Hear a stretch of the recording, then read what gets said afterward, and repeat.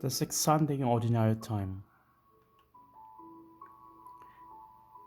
Theme: God's Kingdom for the Poor. The words of the Sunday's Gospel reading had not lost their provocative message to today. It is not the respectable people in society whom Jesus approaches, and it's not the rich, the powerful and highly learned whom Jesus praises. On the contrary, he even admonishes them. Instead, Jesus turns to those which every society likes to marginalize or even ignore: the poor, the hungry, and those who weep. Jesus calls the poor blessed and promises them the kingdom of God. How can these words be understood, considering the Jewish context where Jesus was preaching? Who are the poor in the Bible? Poor people are also powerless people, and poverty is not glorified in scriptures. But God emphasizes again and again that He would take care of the needy and expects His people to do likewise. The Jewish notion of the kingdom of God has been manifold over the centuries, which cannot be covered in full here. The idea behind it includes the affirmation that God is the king of the whole universe, meaning God is in charge. It might not always look like it, but He is. A further important element would be Israel's experience of the Exodus, the deliverance from slavery, and transformation into a free people, living according to God's Torah in the Promised Land.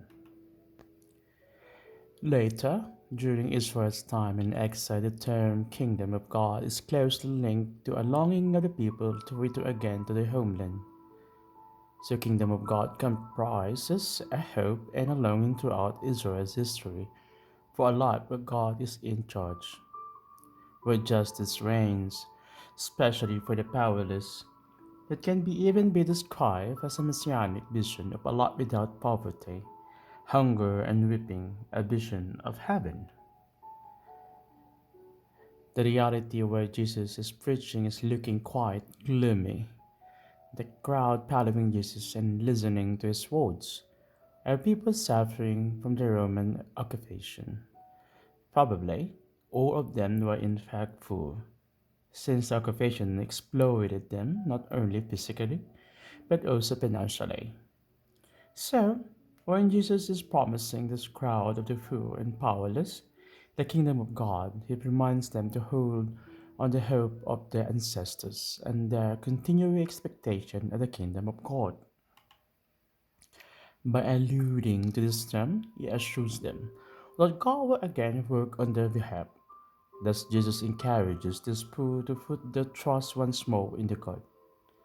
Just as today's reading from Jeremiah is saying, the unfolding of the gospel will tell that the kingdom of God, which Jesus is preaching, does not manifest itself by force but by the spirit of love and by a new sense of community life.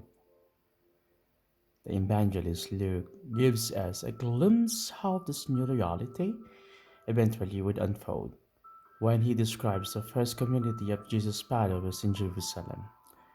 God's people shared everything so that there was not a needy person among them.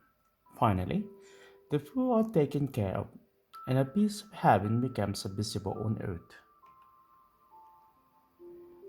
For reflection and discussion, where and how can I contribute to ease poverty? Reflect upon why Jesus admonishes the rich so harshly.